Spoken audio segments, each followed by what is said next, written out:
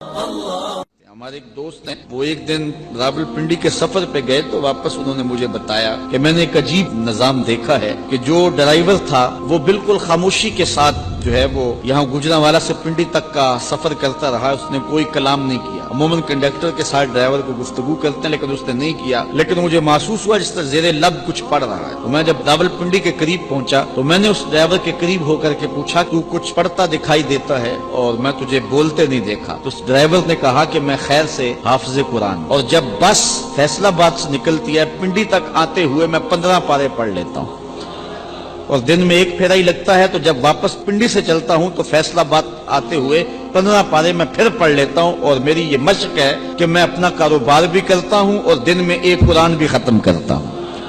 اب کاروبار بھی نہیں رکا اور سرمایہ بھی مل گیا، اور اتنا بڑا سرمایہ، اتنی بڑی سعادت کہ ہر حرف کے بدلے 10 نیکیاں، اور وہ روزانہ ایک قرآن مجید کی تلاوت کر رہا ہے۔ تو انسان اگر چاہے تو اپنے وقت کو اس انداز سے لگا دے اور صرف کرے، یقین جانے کہ اس کی زندگی پہ رشک آتا ہے کہ یہ بڑے بڑے علماء کو نصیب نہیں ہے، جو اس کو نصیب ہو گیا اس نے وقت کی قدر سیکھ لی۔ تو جن لوگوں نے وقت کو کام پہ لگا دیا تو ان کا وقت جو ہے وہ انہیں ضرور فائدہ دیتا ہے، اور اس کے بدلے کے اندر وہ بہت کچھ کما لیتے ہیں، کئی گنا سرمایہ جو ہے وہ اکٹھا آخرت کا کر رہے ہیں اس وقت کے بدلے۔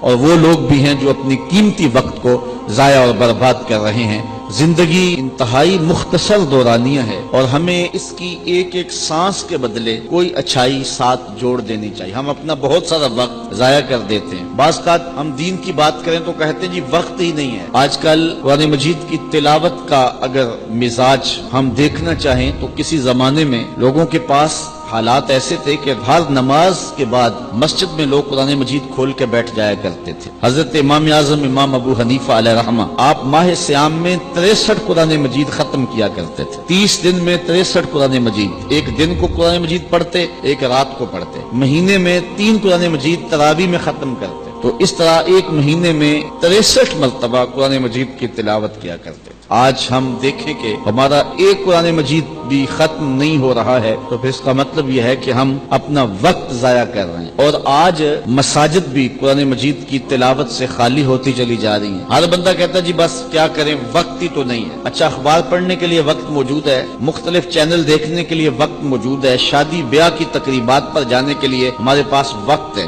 سیر سپاٹے کرنے کے لیے ہمارے پاس وقت ہے، گپ شپ کے لیے، سیاسی گفتگو کے لیے، اور کئی امور کے لیے ہمارے پاس وقت ہے۔ ہمارے پاس وقت نہیں ہے تو کتاب رحمت قرآن مجید کی تلاوت کے لیے اور دین کے کاموں کے لیے وقت نہیں ہے۔ شادی بیاہ کی تقریبات میں جس طرح ہمارا وقت ضائع ہوتا ہے، ہمیں کبھی بھی اس ضائع ہونے والے وقت کا اتنا احساس نہیں ہوتا۔ وہاں بیٹھ کر کے ہم 3 گھنٹے بارات کا انتظار کرتے رہتے ہیں۔ ہمارے بزرگ ایک مرتبہ ایک شادی پہ تشریف لے گئے، بارات لیٹ تھی، تو فرمانے لگے کہ اگر مجھے پتا ہوتا کہ بارات لیٹ ہے تو میں کوئی دینی کتاب لے آتا اور اس کا اتنی دیر مطالعہ کرتا رہتا، لیکن اب تو یہ بھی ممکن نہیں ہے۔ تو جو پاس بیٹھے تھے فرمانے لگے یا تو ہم بیٹھ کے اب اللہ کا ذکر کریں، یا پھر ایسا ہے کہ تم مجھ سے مسائل دینیاں پوچھو اور میں اس کا جواب دوں، تمہارا وقت جو ہے اس کا بھی مصرف ٹھیک ہو جائے اور میرا جو وقت ہے اس کا بھی مصرف ٹھیک ہو جائے۔ تو لوگوں نے مسائل پوچھنے شروع کر دیے، انہوں نے جواب دینا شروع کر دیا، تاکہ جو وقت ہے اس کا مصرف ٹھیک ہو۔ علم سیکھنے سکھانے کے اندر جو 3 گھنٹے یا 2 گھنٹے جو ہے وہ ہمارے لگ جائیں، اور ہم وہ 2-3 گھنٹے بار بار کبھی لوگوں کو کوستے ہیں، کبھی اہل خانہ کو کوستے ہیں، کبھی کسی طرح کبھی سیاسی گفتگو چھیڑ کے بیٹھ کے، کبھی کسی عنوان سے گفتگو چھیڑ کے بیٹھ گئے اور اپنا قیمتی وقت ضائع کرتے ہیں۔ حضور علیہ السلام نے ارشاد فرمایا کسی شخص کے اسلام کا حسن یہ ہے کہ وہ ہر بے مقصد کام کو چھوڑ دے۔